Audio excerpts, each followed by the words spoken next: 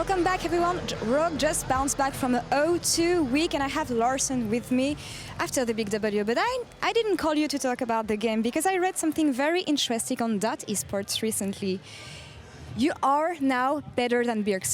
Can you give me a bit more about this statement? Well, the reason I said it was because we were discussing which players I looked up to before when I was younger. And they asked me if I thought it would be special to play him, and I said it wouldn't be special because I think I'm better than him anyway. So, I mean, yeah, that's it. It was not anything special. What does it mean to you to overcome and get better than your heroes and the people you look up to? It's not something I think about really. I just play the game, and I look up to Perkz a lot in the past, since he was really good and is still pretty good. So yeah. Okay, so now talking a bit more about you, your current level in the game. Do you think it's matching the expectations you had coming into this split and this year? We're only 7 games in, right? I have way higher hopes for myself. I think I can play way better on stage, and I hope to show that in the future, that I can still play way better. And yeah. And you're already playing so well, so I'm really looking forward to seeing what's next for you now. You said you used to look up to Perkz. Who do you look up to now? I mean, now when I'm in the LEC and I'm pretty good, I would say. I don't really look up to anyone. Obviously, I watch a lot of replays of good mids like Perkz, and I respect Perkz and other players. But it's not like I have an idol like now, because yeah, I'm obviously up here and I shouldn't respect anyone too much. And let's hope you can overcome them maybe in a few years, month, maybe. Thank you, Larssen. Thank you. Interview. Congrats on the win once again, and good luck for tomorrow. Back to you guys. It's like, okay, thank you. No worries. We were just having a little bit of a conversation about eyes, and I would like to thank Laure and continue to welcome back not only Froskurinn on our analyst desk, but Finn is joining us as well. He's got blue eyes, in case you were wondering. That's what we were just talking about. And now he's also got himself the Kia Player of the Game. You guys, 66% of the votes. The crowd goes wild. Deserved. I love the crowd. Yeah, this one right here, of course, giving you a heavy hand of applause. How was the game for you, though? You don't like that matchup you were just telling us? What? No, I like this matchup as the Aatrox. Okay, sure. As a Sett, I'm not very comfortable in it, I guess. I think just Aatrox has a lot of more tools to play and make a lot of good plays, while Sett is more like, he's kind of watching the Aatrox spit on him after a while, and he's just chilling there, you know? And he hopes he can get a good team fight off, but if that doesn't happen, the Sett is quite sad. How do you feel about the Sett priority? Because we saw Vitality and then Schalke priority pick it from blue. I mean, I think this champion, it's a really nice pick if you would pick it blind, maybe it last 4 or 5 in the red or blue side, but the champion doesn't offer much on its own, and it's not the champion that will win you the game per se, unless you play heavily for it then, with like a Sejuani or a Elise, and you permanently snowball him. But first picking him is a way too overboard, I think, but maybe going for like picking him later in the rotation, I can see he's a fine pick, but yeah. What kind of key champions do you kind of want around a Sett to help him set up so he can actually, you know, get into the middle of the team fight and find the backline? Are there any picks in particular you think he works well with? Yeah, I mean, first of all, like a strong engage or follow-up engage support. For example, I think Rakan Sett is a really good combo that they had this game. For example, the Sett will just run into the backline, and Rakan will first E to the Sett. Sett jumps in, and then he will E again with the ult, and then there's like this massive cluster stack.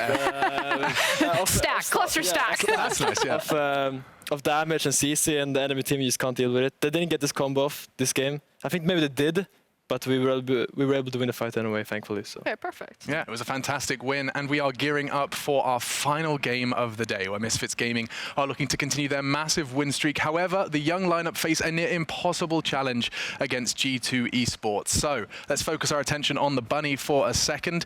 The funny bunny. Frost, what do you reckon? Well, there's kind of like 2 sides to this. The first side is Misfits hype. They're now on a 4-game winning streak, I believe. 0-2, 4-2. Unfortunately, they have really tough opponents, or the hardest like strength of schedule. I guess what I want to start is they've kind of breezed through some of the smaller teams, found I think a surprise victory, maybe 2, which puts them in this tie for second. But kind of turning to Finn, do you feel that Misfits are a threat to you guys, or like where would you kind of rank this team? I would say upper half for sure, playoff contention, maybe even secure playoffs. They're up there with like Excel and Mad for sure. I think these 3 teams are just slightly below the other 4. So would you say it's like because I always rank it as like G2, Fnatic, Origin, Rogue, and then we just had this conversation where like who really is the third place team? Is it Rogue or is it Origin? Yeah. And then it's Excel, Mad, Misfits. It's kind of my soft power rankings right now. I mean, time will tell where we will end up. I think hopefully we will reach top 3 in the end of the split. We're still figuring out how we want to play and stuff. But I would say that Excel, Mad, and Misfits, it's hard to rate them for me right now. I think they're all on the same level, and I think the team that plays better on the day will probably win in a match between these teams. Is there any player in specific on Misfits that you think is kind of like their key player? We were talking a little bit about Febiven and how well he's playing. I think Febiven is playing really, really well lately. I think he has found some good synergy with Razork, and they're working pretty well together, and they're moving across the map. I also think Dan has been playing really, really well lately. He's always doing his job, I would say. Either if it's on the GP or the Sett or the Aatrox, he's always kind of doing his role for the team, and it's really making it a lot easier for the team to play around him and pick up those wins. That's really necessary. And kind of picking up off of what Finn's talking about with like Febiven and Razork, I think Razork's also a guy that I really want to highlight, simply because he's kind of like the night and day difference. Like Febiven is very consistent right now, and Razork is having pop-off performances. And it's really like with Febi in this Misfit squad for this middle of the pack, they just need one other person to really step up. And more often than not, it has been Razork or Dan being consistent. But like, it's who's going to consistently rise with Febiven to make sure that Misfits continue on this development. And for you, Finn, who is that pairing? Is it Razork? I mean, obviously, jungle mid synergy is always going to be a topic of discussion, but is that the second name in that list, in this roster of Misfits? I mean, just a strong top side is what I would give them. These 3 people together, I think they can unlock the bot side and create a lot of plays on their own and kind of carry the team through smart plays and good map movements. Okay, so we'll keep our eyes on them. Now, I tried to, this is a term that's quite common in Counter-Strike. We use the term gatekeepers, as in a team that, you know, they're kind of stuck in this middle of the pack where you're never, you know, if you beat them, then you are within the top 4. They decide the top. Precisely. They determine if you can beat them, then that you're above them, and everything else, you know, you can't beat them, then you just are, you belong in the bottom. Do you think gatekeepers could be a fix to Misfits if the season continues the way it has? It's actually a phrase that we used really commonly for Splice last year. Oh, perfect. Obviously now Mad Lions have the spot, so I actually am aligned with you that it's probably Mad Lions or Misfits. I'd give the edge that personally I think that I see a bit higher ceiling in Mad than I do in Misfits right now, but maybe I just need to see more tape of Misfits. But I agree with you. I think it's kind of these 2 squads that will be the defining line for if you beat us, you make playoffs, but otherwise they're my bottom playoff teams. Now, the Champion Select is coming up shortly, so I just wanted to start getting a couple of the opening conversations that we've been having throughout the day thrown towards you, Finn. We brought up the changes from 10.3, and a couple of people were, you know, leaning towards the Yuumi changes, thinking we're going to see a lot of Yuumi. Do you also kind of think that we're going to be seeing more of the Kitty, we're going to be seeing more of the Sett? Is there any particular priority that's currently been going down in these 4 games that you think is misplaced? I mean, I think the Yuumi priority is something that teams recently started picking up on. The champion, it kind of changed playstyles. People were a bit surprised because before she would just be this in and out champion that would constantly put herself in danger and jump back in safety. But now she's more of this really safe champion that she doesn't really leave the guy just on. She just sits inside. Yeah, she's just pretty much chilling, and I don't know. I think we'll see way more Yuumi priority coming up. Maybe not this week, or maybe tomorrow or next week, even more, because people will figure out how to utilize their champion. And maybe even people will figure out these cheesy counters that have been seen before. For example, like a Mordekaiser that just smacks her out of the partner. If you haven't seen it, Machine, what Mord does is he ults the partner and he can separate them. And he actually has the power to separate them. And then you kill, one person kills the ADC, one person kills the support. Perfect. Has there been a cat laser pointer joke made? Because that sounds like a good time to make it. Not yet, but speaking of Yuumi, yeah, G2 Esports don't want to play with that. We talked earlier in the day about how with the Akali nerfs coming through, that probably the ban spot of like permaban Akali would probably change over to Soraka. Yeah. She hasn't been 100% pick ban on the day. I think that's a bit wrong, because I think Soraka's not my favorite champion, Finn. Well, I'm an expert in losing to Soraka. So I highly value this Soraka by my Misfits. It's quite standard, I would say, especially against G2. It's one of the scariest team to give Soraka, because I think they have the flexibility to play her all over the place. I've heard legends of it. Who knows? Maybe it will come out today. But I see Syndra ban as well from Red Side. It's really standard, especially against a team like G2 that can play both lanes. Lucian as well. They're just targeting a lot the strong flex picks for solo laners and AD carry position. Do you think this is a Aphelios lock-in then? I would assume they would pick Aphelios here, unless they have another priority. They could also look to pick a jungler like Gragas. And of course, we talked about this earlier on the day with Machine when talking about the draft. The fact that Sona got hit really hard means that Aphelios just rises up in priority, especially when you have things like the Yuumi and Soraka being banned away. But there's your other favorite champion. I mean, I'm not a big fan if they look in the set here. I think I would rather go for a strong jungle and maybe like a Gragas MF rotation or either Xayah Rakan. I mean, now they're kind of locking their third pick with Rakan. Yep. So G2 can kind of anticipate it by looking like, I don't know, like a Leona or a Tam that would give them a really good bot lane matchup. Do you think there's any value in taking the Rakan away, or do you feel fine that you can give Xayah Rakan and still find a winning matchup? I think if you have Aphelios, you can always give them Rakan because they should be able to get a winning to a bot side even if they have the full kit. What they can also do is take a jungler now and then ban out Braum. 2 junglers from Razork. I would go Gragas, yeah.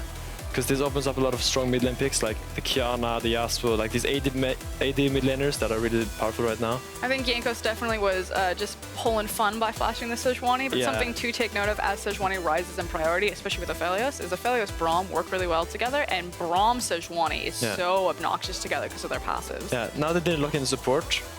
They went for the Yasuo instead, which I think is fine. What Misfits could look to do here is put the Sett mid. I think it's a pretty good matchup into the Yasuo. Do you think it's also a flex on the Yasuo? Like, you expect Gragas Yasuo mid jungle combo, but I mean, that Wunder can take it? They could possibly put the Yasuo top, but the Yasuo top is not something you really want to blind pick, assuming you know that the other top laner can play a lot of scary picks, like Dan. He has this Nocturne, for example, that completely shits on the Yasuo top. But now they lock in the Rakan, which was kind of expected. So now G2 will look to pinch the jungle pool, I would assume. Maybe look for a Olaf and Lee Sin ban, some of the sort, Olaf and Lee ban, something like this, that just put Razork on the worst possible jungle for him. Do you think they're going to pinch, or Misfits will pinch support pool to get rid of things like the Thresh? Maybe try to force Mikyx onto Kench? He's not the most comfortable Kench player. I think like this, there are too many good supports for G2 to pick. So it's not worth matchup. Yeah. What I like what they're doing instead, they're targeting the best blind pick tops, for example Aatrox, maybe even Ornn. Ornn looks really nasty with the G2 combo right now. The Yasuo, Gragas, Ornn could surely be really dangerous if they give them over. Last ban coming in from Misfits Gaming now. Yeah, they banned the Elise, which makes sense. Because a lot of these AD mids are really strong right now, so getting a strong AP jungler like the Elise is really key to unlocking these champions' full potential, because that makes the itemization for the enemy mid laner really hard. Likewise, Febiven's been doing really well on the Qiyana, which that works really well with the AP AD. They did take a shot at the support pool. And they did ban Nautilus, which is a bit weird. I feel like Leona and Tam will all give a really good matchup for the G2, but I guess they really didn't want to play against the Nautilus. Maybe they have something else prepared. Something spicy, I hope. I think it really is just that you kind of pick your poison with Mikyx, because he'll either go Thresh or Nautilus. Not that he can't play Leona and Tahm Kench, but just they're not as effective or as good looking as when he gets something like his Thresh. So they take off the GP, which is a bit weird, but I guess they want to blind pick something and not give Dana his most comfortable champion, which is the GP. Sejuani I would like here a lot. It would open up for a really strong mid-top flex for the set. They can round out the comp with pretty much whatever they want. Even a Diana mid lane, for example, would be pretty powerful here because of the synergy with Sejuani and this solo AP threat of the Diana with a follow-up to Rakan. That's Ekko. So Razork apparently has a really strong jungle Ekko. It's one of kind of his pocket picks. His solo queue pick. I would assume this Ekko to go jungle unless G2 picks something really weird mid. Or okay. I mean, this Ekko is probably for sure going jungle. That's what I would think. God, that also means that it's probably going to be Qiyana for Febiven, but the only thing is then you have a lot of melee champions, but it's going to be some sort of AD mid laner since you have so much magic damage coming out of Razork. I would probably look to put the Sett mid in this game, and then look to give a nice counter pick to Dan in the top lane. Because now Wunder needs to blind pick. I would probably go for Ornn or maybe Mordekaiser, something like this. I'm a bit curious to see what he'll do if he brings out the Sona. If he does something like Ornn or Mordekaiser, is there a champion that you think Dan should gravitate towards? I'll need to see. Don't look in the Sona, please don't do this. Don't.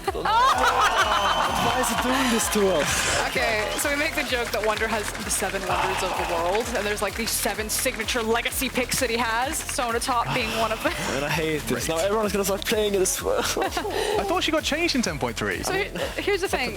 Not enough? It works in top lane as a funnel. What you do is you build the support itemization, and you actually forego farming minions, and you're just trying to stack the support item as quickly as possible by using poke, and then once your jungler completes his jungle item, he actually doesn't have repercussions against farming the top lane. This is how it works in solo queue. We'll see if G2 actually do it. So it's about like a 2v2 the jungle, and Sona's like running down river constantly into Yasuo. So this will be Wunder. Sits in lane, gets gold item, is poking, then Jankos comes and farms his lane, then the two of them use the E, run down river towards Perkz, and just start chucking things at mid. Yeah, fantastic. So when he's not playing Soraka Ambulance, he's whipping out a Sona for us to enjoy. So we'll check that one out, and we've got our draft locked in. It is a crazy storyline, isn't it? You know, you've got this rookie star-studded roster going up against the gods of LEC at this point in time. It does seem like a David versus Goliath story. But my question is, you know, how much do you think Misfits have got a shot in this? You've seen the draft. Yeah. You think they've got a shot? I think they have a good shot, actually. I kind of like the Misfits draft. They kind of going for the game plan that they want to kind of, not chill, you know, but they want to play a slow early game, and they want to let the Azir scale up. I think if Misfits can do that, they have a shot to win. Okay, keep our eye on the Azir. You can see Caps on your screen, his eyes fixed to his. And we are going to be jumping into this one. It's time for us to work it all out, put the pieces together. The G2 fans are here, and they're here en masse to witness. Will this be the 7th? Will G2 continue to be undefeated? We're going to see if this win streak does continue right here, right now, as Misfits and G2 hit the rift. Well, they will hit the rift in just a second's time, Machine. You build up all the expectation and the hype, but we have a pause just coming out to start us off. Now, before we get into game, before we get into champion discussion, Vedius, I do want to bring up something Perkz said on stream yesterday about Razork on Ekko. Oh, yeah? So Razork has an 80% win rate on Ekko in solo queue. That's quite high. Perkz was playing support Nautilus against it yesterday, and he got demolished. Right. And Perkz actually said he always smurfs on Ekko jungle. I hope he doesn't smurf on it against us tomorrow on stage. So we'll see what happens. Wow. We'll see what happens. Okay. I'm excited. So it's funny because Ekko Jungle got nerfed specifically on this patch, where his damage to monsters is now slightly lower than it was before. So his clear speed is a little bit weaker. Yep. But I don't think it removed him as a jungler. It just made it a little bit weaker. We are going to get on into the game in just a moment's time, I believe.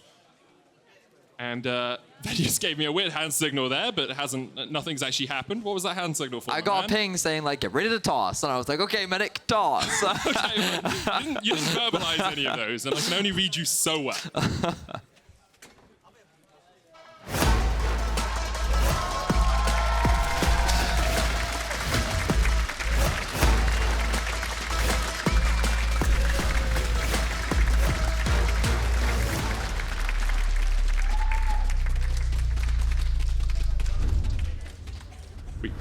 We got there in the end, Vedius. Yes, handed it off, and now we take back the reins. Now, Vedi, we didn't get to talk that much through pick and ban. You were concentrating on what Finn and the Analyst It doesn't matter. Let's just talk about the Sona, because that's all anybody cares about.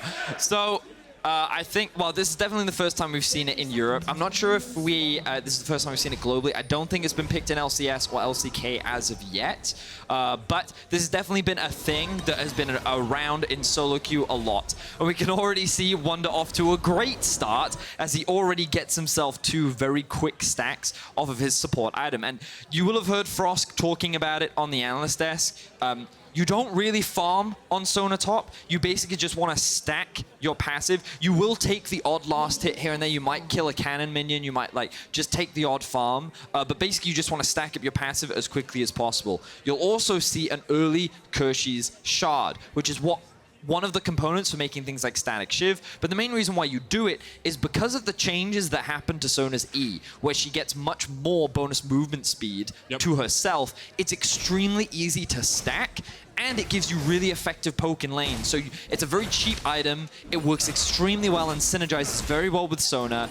And basically, once she's got that item, she doesn't play top lane anymore. She leaves. Now, I am surprised by Wunder's rune choice and Summoner spell choice, because in solo queue, he often does Dark Harvest, and he often runs Ignite. So he's choosing to run the Teleport this time around, which does surprise me, because again, I don't expect him to actually be playing much in the top lane. But you can see Wunder looking to build up those stacks. He's going to keep harassing, and it's super obnoxious, especially for a Sett because there's little he can do to close the gap, especially early levels. So you just kind of have to sit back, you take the farm. You can see how Wunder, he takes a couple of the last hits, but he's not taking all of them. His focus is on just harassing and landing that poke.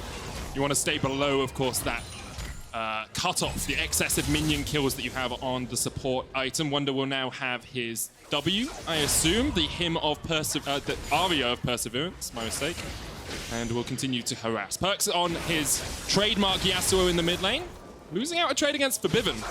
Yeah, so this matchup is super rough for the Yasuo. You can see that every time you try to go in and trade, initially it might seem quite good for the Yasuo, but a really confident Azir player will appreciate that, hey, every time he tries to close the gap, I throw a soldier up, I auto him, and then as he's dashing away, you follow with your Q, which means that you then apply a slow and you can land another auto. So sometimes you'll see on Yasuo's Hail of Blades where they try to go in, go those 3 auto attacks and then dash out. Against an Azir, that's not as effective, which is why you're seeing the fleet footwork to offer a little bit more sustain. And he's also started with the Doran Shield to help mitigate a lot of the poke that often comes out from this Azir matchup as well. So I like the itemization choices from Perkz, but you'll see him get bullied around a lot, and you expect him to fall a little bit behind in the farm department as well.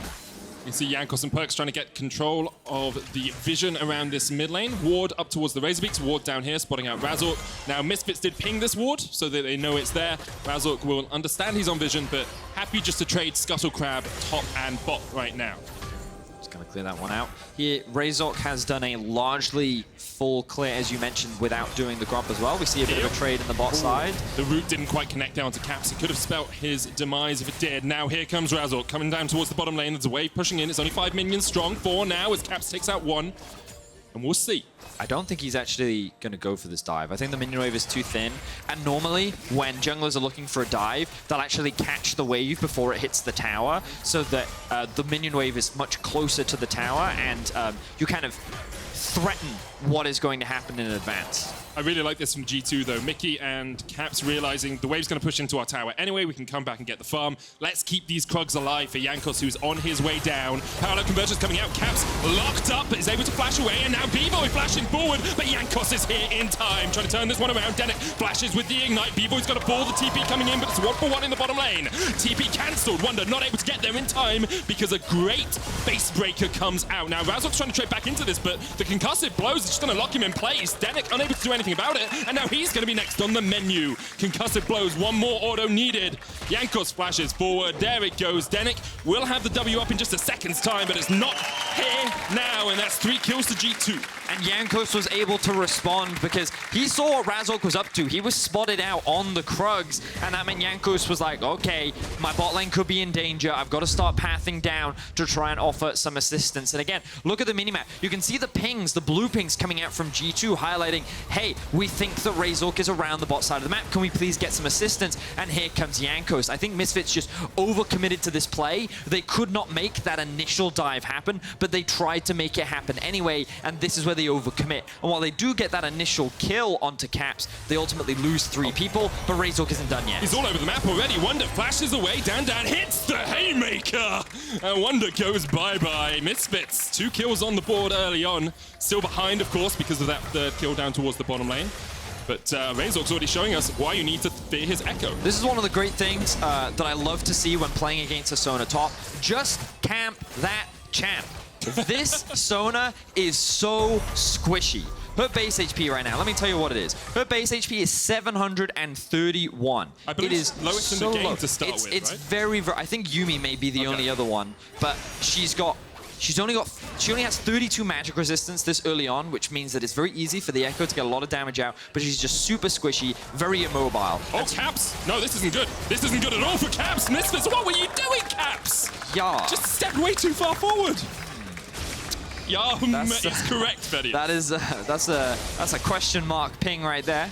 We'll have a look at the replay, see exactly what happens as Perkz goes for a bit of a cheeky trade in mid lane. Yeah, I'm surprised by the amount of action that we're...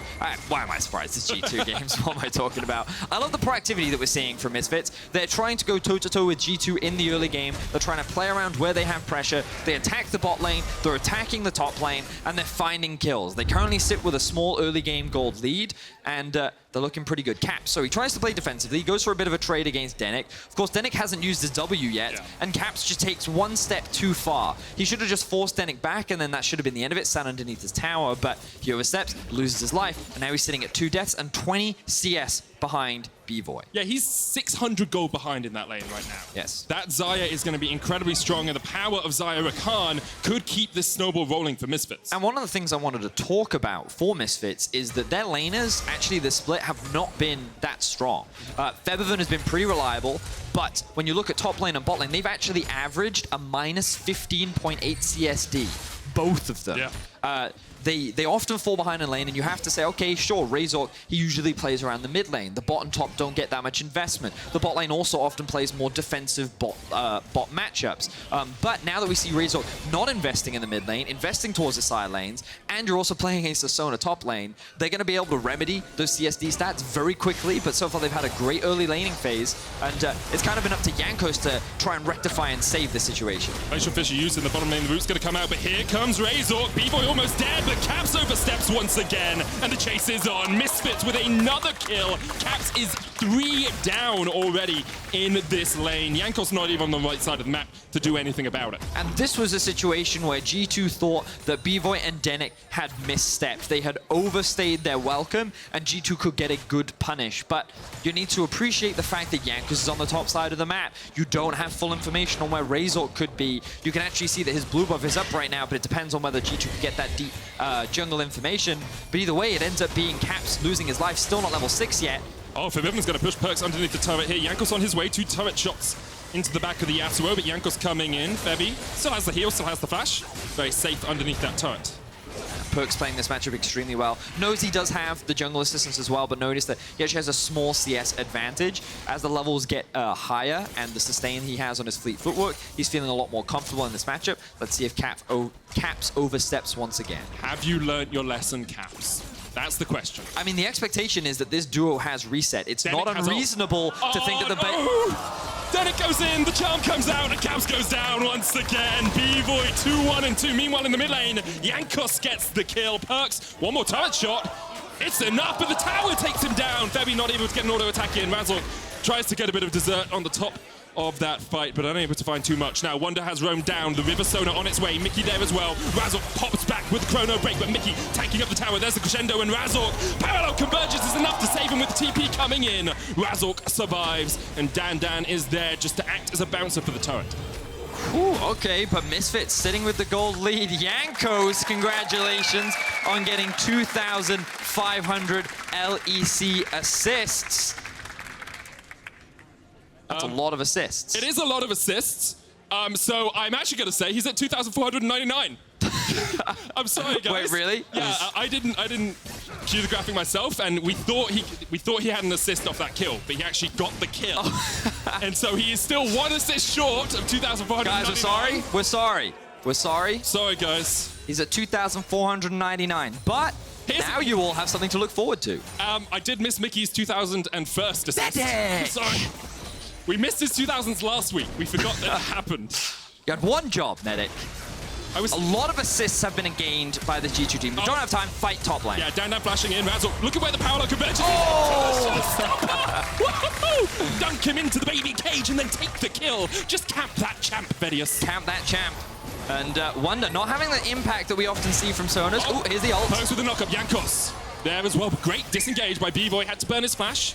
Meanwhile, in the top lane, Dan hitting turrets, getting plates, getting gold.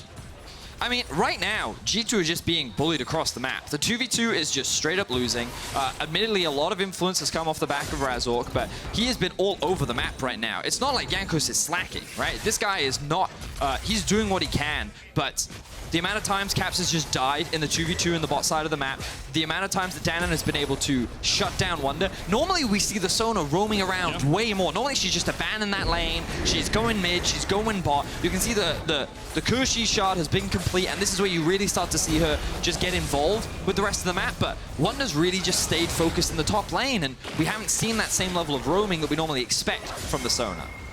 And even with the Rift Herald used here, Perkz will be second on the play to take down the turret. In the mid lane, looks like they're going in. Oh, the great knockback there from Febiven. Caps caught out once again. Mikyx tanking at the tower. Wunder on his way. Will be able to force Febi back. And Misfits, 1,000 gold ahead at the 12-minute mark here, Vedius, against G2 no less. Now G2, I was going to say, that in early games. That happens a lot. They have some in early games. Caps has got 5 deaths already. He has 5 deaths. This is the first Craps we've seen all season, to be fair. I mean, many people were wondering, you know, hey, maybe he's got the int out of him. You know, ever since he's become an AD carry, he's become a lot more consistent. I think we can safely say this is his first bad game on AD carry that we've seen from him. I mean, he's died 8 times across the course of the rest of the split. And he's died 5 times in this game. Yeah. But it's okay. It's okay. They happen. I think the people that are making up the stack right now is Perkz and Jankos. This duo... Oh, there we go, Jankos. But Bvoy able to survive. Bvoy might even get out of this alive. They get one. Perkz trying to get the kill. Bvoy will fall, and that is Jankos' 2,500th assist. Here comes the crescendo off towards the side. Congratulations, Jankos. Good stuff for you. Dan's flying off towards the top side of this. And so far, it's a 2-for-1 in favor of G2. But Febi's here now, trying to trade in, has to flash away. And bring down that graphic as the concussive blows comes out. Mikyx, great glacial fissure across the wall, and G2 have turned this. Dan caught out as well, pulls the haymaker, but can't even take down. Oh, it can get caps just in the end. Razork comes back off from the side, but that was a great fight for G2. And all of a sudden, G2 are back in the game. Yeah. A single fight and the game flips on its head. They were at a 1.4k gold deficit. They now have the gold lead. A lot of shutdowns were, of course, picked up in favor of G2. And Caps, he was actually very aggressive in that fight. He flashed in.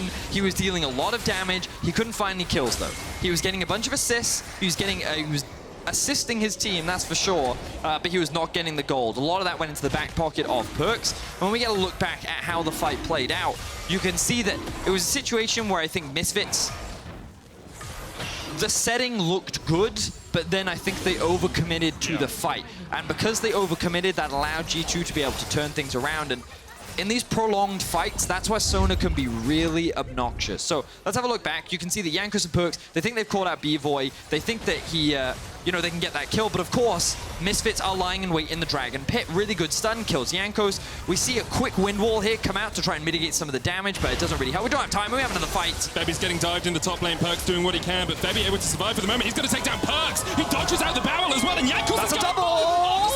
It's Febi couldn't survive. Jankos goes in, flashes out, he gets in. Well played, Jankos. All right, Jankos is the Smurf this game. Jankos is doing everything he can to carry G2 because there are a lot of misplays on the side of G2 right now. That dive did not go the way they wanted. Props to Febiven. He had some great outplays. Now the dive. Oh, poor baby Caps. He gets taken out again, and Misfits. You can just jump back with a chrono break. You can just disengage with the Rakan. And Caps, he's currently 1,500 gold behind in that lane. You have an Essence Reaver complete on either side, but Bvoy going to be able to go back and start building up that item advantage. I love the aggression that we're seeing from Misfits. I feel like a lot of it's coming from Razork, and I don't know if it's insulting to say it almost feels like that he's treating this like a solo queue game, you know? It feels like that he's not putting... It sounds rude, but he's not putting a huge amount of thought into a lot of it. He's just like, okay, I see a gank here, I see a gank here. You know, he's kind of relying on his instincts, and he's making so many successful plays happen. 3-1 and 3 right now. The man has found so many successful plays. He's helped Misfits get back into the gold lead, and you can see why this is a comfort pick for him, really knowing his limits and mitigating a lot of the aggression that G2 is trying to force.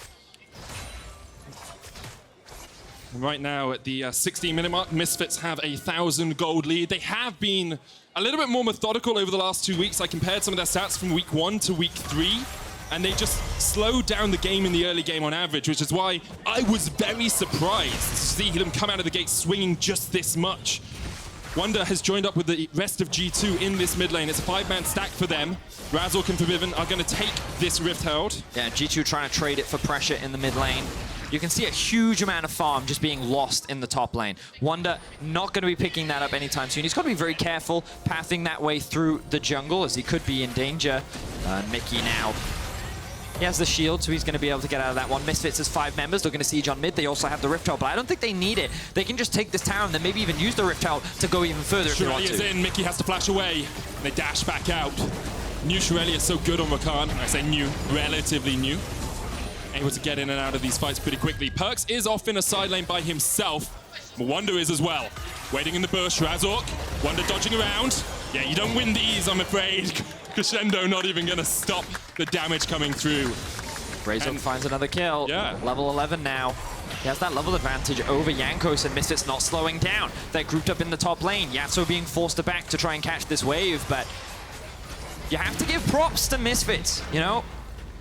I've definitely been someone that's been critical of their play, been willing to give them the full acknowledgement. Like, you don't go on a 4-game winning streak playing poorly, right? They've definitely been very solid, but I think I've looked at them as a team that has just been solid, you know? A team that showcases strong fundamentals, good play, strong team fighting, and a lot of it comes off the back of Febiven. But in this game, we're seeing Bvoy and denyk and Razork, you know, the players that are new to the LEC stage really stepping up against G2 and not holding anything back. Yeah. They've been finding a lot of great picks, they've been going toe-to-toe, and they sit with the gold lead. The challenging part comes from holding on to this lead. G2 is not a team that bends over and just dies once you start getting aggressive, because they will fight back. And now we get to see if Misfits can handle that pressure. Well, if this game is anything to go by, Caps does sometimes die. Oh, he does. When you put a bit of He pressure definitely onto does. him. And we'll see. It looks like Misfits are trying to make a play down towards this bottom side, but there's no one there for them. It's a 2,500 gold lead for Misfits. G2 do have some scaling. We talk about the Sona in late game fights. Yasuo, of course, scales incredibly well. And Aphelios, if you can get some items on him, will do pretty well as well. So if they can get to some of these mid-game fights, they're not out of it by any shape of the game. Perkz is extremely strong right now, and if our observers could quickly flip over to the gold, you can see that it's quite an interesting spread. Notice that Dandan has significantly more gold than Wunder, somewhat as you'd expect, but a lot of the gold advantage actually comes from Perkz, as they're now looking for a kill onto Dandan. They're going to force him to flash, but they're not going to let him escape. Flash forced by the Song of Celerity, but here comes Jankos. Knocks Dandan back, the last breath coming in as well. Dandan uses Showstopper, looking for the Grit Shield, but can't quite find it. Perkz able to escape. Meanwhile, in the mid lane, they're looking for the Glacial Fissure on Febi. Sentry goes down, it's taken out by the top lane, though. This is what Misfits are doing. They're playing the opposite side of the map. Perkz, no TP. Wunder has one, but he's going to go back to base. Inhibitor Tower was not broken by Misfits. They didn't want to go any further, but they're looking to catch out Caps and Mikyx. Razork trading in here, has the power of convergence, jumps back with the chrono break. Caps trying to get away, but he can't just about get out. The exhaust on Razork will not be enough. Perkz stayed in the top lane to take the tower, and now Wunder playing this roaming Sona, tries to do something. Bvoy almost pulls back the feathers through him. Misfits will turn to their second dragon of the game. It's a Mountain Drake, and they should secure that pretty easily. The bloodshed is not slowing down. 23 kills in 20 minutes, maybe. Yeah, we're LPL right now, ladies and gentlemen. Misfits, though, 5 towers to 2. G2 were able to finally break another outer tower in the top lane, but that's another thing we have to acknowledge. This siege not the strongest. Of course, given the fact that Aphelios is so weak right now is a large part of that. Usually this champion can contribute a lot when it comes to sieging those towers, but 0 and 8 hasn't even upgraded his boots yet.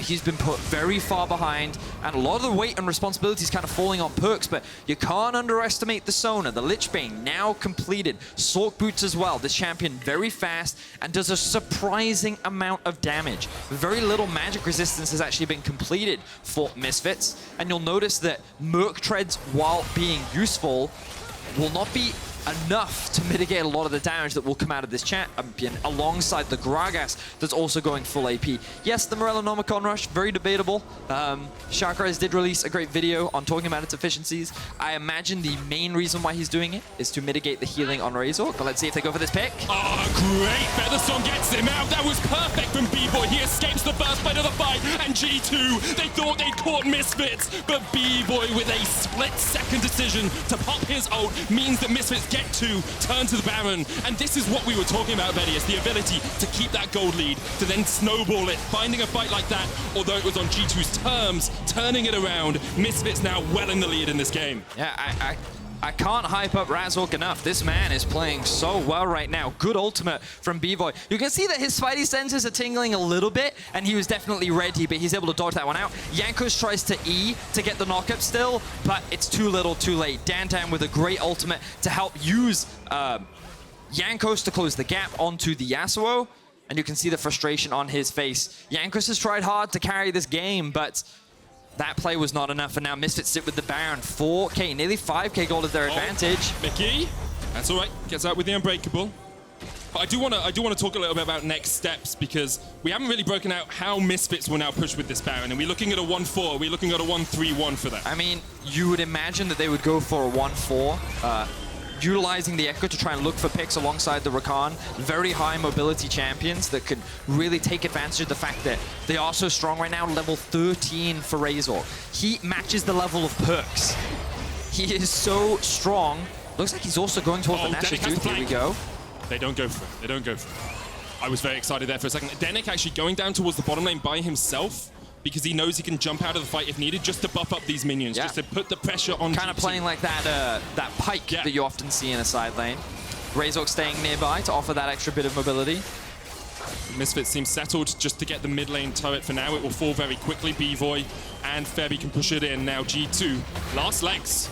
Their undefeated streak perhaps going to be broken by Misfits' consecutive win streak. Of course, Misfits have won their last 4 games in a row. Yep. Only bested in the league by G2, who are sitting at 6, of course. Here we go.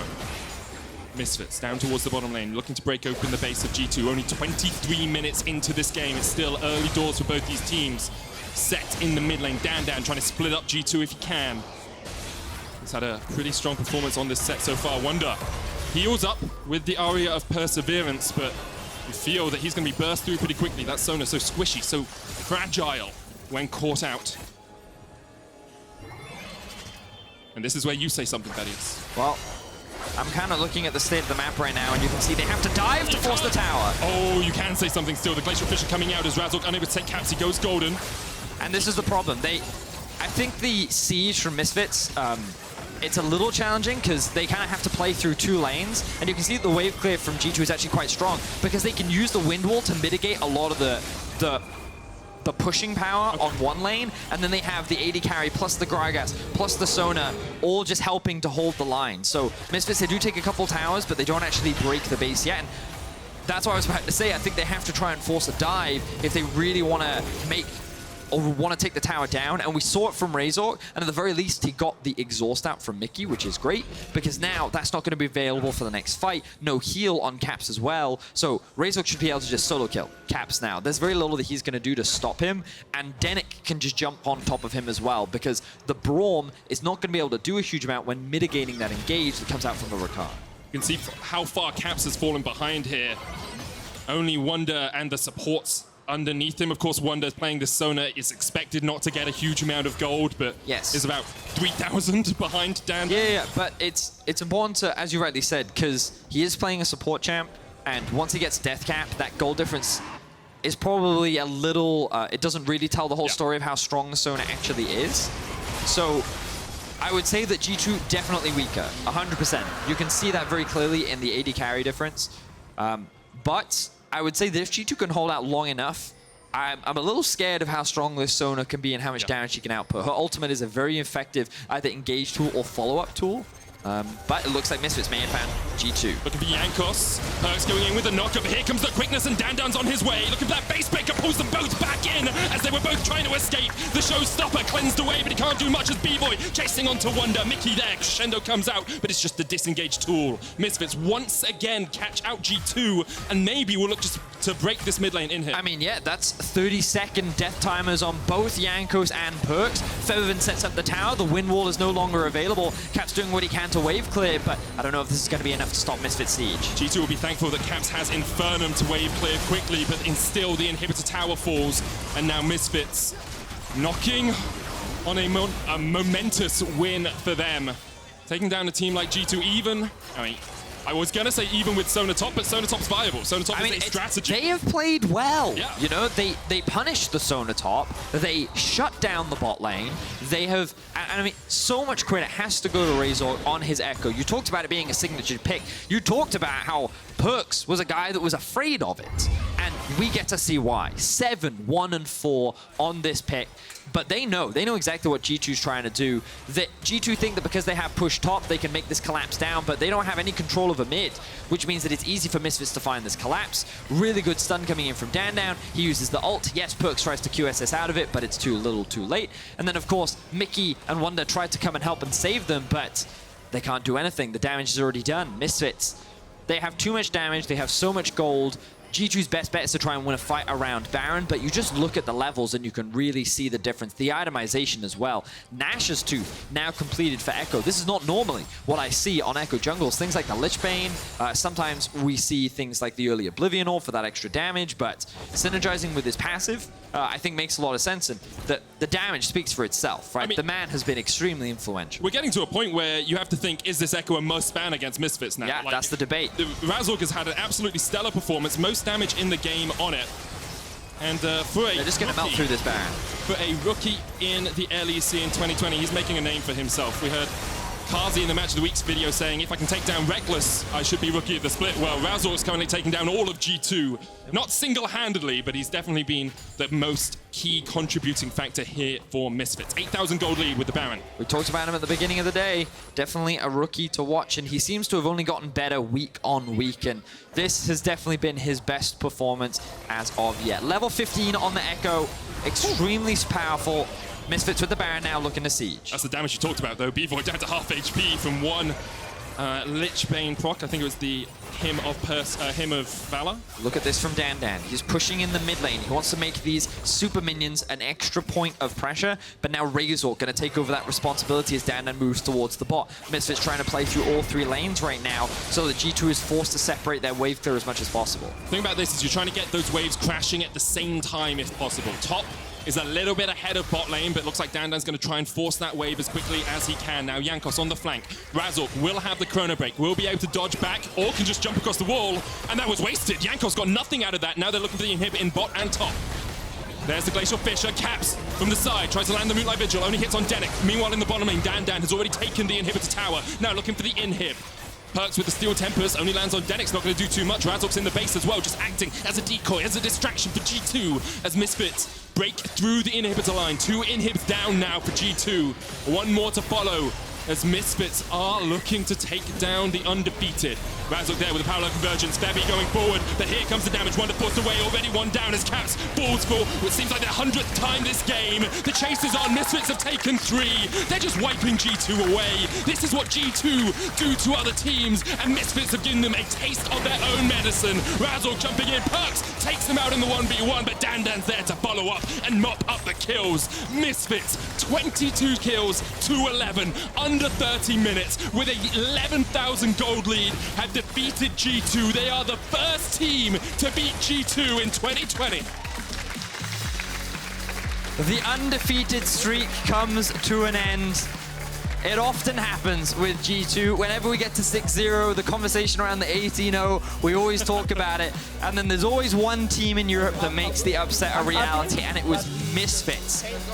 People were not expecting this. I definitely was not expecting this, but so much of the praise has to go to Razork. This man played so well on his signature champion, showcasing that the small nerfs did not matter. The frustration on the face of Grabs. Clearly not happy with that game, and Caps' worst performance of the split, I think it's fair to say. Well, he got more deaths in this game than he has for the rest of the split. Yes. So it definitely wasn't his best. Do want to praise Bvoy as well. I think in that bottom lane, Razork, of course, had influences, but he had an exceptional performance, able to continuously capitalize alongside denyk on Caps over-positioning, overstepping. You saw them just getting kill after kill after kill. We're seeing a sort of another rogue storyline from last split, you know? A lot of the young players coming onto this roster and having a really big impact. Yep. And of course, you guys at home do get to vote for who you think had the biggest impact. Dan in top lane, Razork in the jungle, Bvoy in bot lane. You have to head over to the @LEC Twitter to make your suggestions. I personally think you should vote for Razork. We've been saying Razork differently all throughout the game. Razor K. Cut them up. The Ekko main. Yep. This man, he smurfed on G2. Really impressive performance, and now you really have to really bring Misfits into that conversation of top 3. What is this team capable of? They've literally only gotten better each week. Yeah. And you can say what you want about G2's draft. You can say, oh, they only ran Sona top. Like, you don't get to excuse G2 for dying bot lane. Yeah. You don't get to excuse G2 for some of the plays that they made in the mid game. Misfits played clean, they played aggressive, and it was a lot of fun to watch. This team is only getting better, and they're going to be challenging the Fnatic. I mean, they've already beaten Origin. They've now beaten G2. They've beaten XL. They lost to Rogue in week 1. Yes. They lost to Fnatic. So Yes, so they have already lost to Fnatic. So now they're looking for that rematch against Fnatic, and they're looking like a scary team. They really are. I mean, they're tied second place right now, and beating G2 is always good for the head-to-head when it comes to playoffs later on as well. Those wins against teams that are above you or just around you really matter when we're trying to get those playoff seedings. I do want to make a quick note. I've been staying with Quickshot and his wife, who is part of the Misfits team, for about 3 weeks now. They haven't lost while I've stayed in their house. So I think I'm a good luck charm. I think that's what it is. It's definitely all you, Medic, of course. 100%. Nothing to do with their incredible improvement over the last few weeks. It's definitely. But again, you know, I think the whole score, like, we didn't really talk a lot about denyk this game, but his Rakan, pretty flawless. So many good plays on Rakan. I mean, it's great to see. I think he's a player that definitely sticks with his AD carry. Both him and Bvoy have an exact KD, or the kills plus assists are 15 shared between the two of them. So every kill that they were involved in, they were involved together. So clearly a bot lane that sticks together. And then Dan just kind of showcasing that he can be a huge carry every week. So it was surprising that Febiven was the worst performing player on this team. But that's so good for them. Because before that, we've said someone other than Febi has to step up. And now everyone seems to be stepping up at the same time. We're going to hand over to Laure, who's standing by with the Ekko man himself. It's Razork. What a game from you guys, and thank you for joining me. I think it's your first interview on broadcast, so I have so much to ask, especially about the Ekko pick. But first and foremost, beating G2, being the first team after Front plus Phoenix to beat G2, what does it mean to you? I mean, obviously it feels really great to beat G2, because, I mean, they're really good team, you know. But I think we as a team are improving, and I think it feels great that we are showing up in states that we can beat the best teams, you know? What do you think was the key to your success today against them? I think we adapted good in draft, because I think, like, against G2, you have to kind of adapt to their playstyle a bit. And I think, like, Ekko fits really well, because you can permanently fight, you know? And that's what you want against G2, you know? Well, give me a bit more info about this Ekko pick, because I tweeted earlier today that it's a nightmare for me in solo queue, and I was really waiting forward to seeing what it's worth on stage. So talk me through the Ekko pick, and why did you think it was good here? I mean, I'm kind of one-trick Ekko in solo queue, you know, it's like a broken champion in solo queue. And I mean, I'm trying to convince my coaches, you know, that it's good pick against G2 and stage.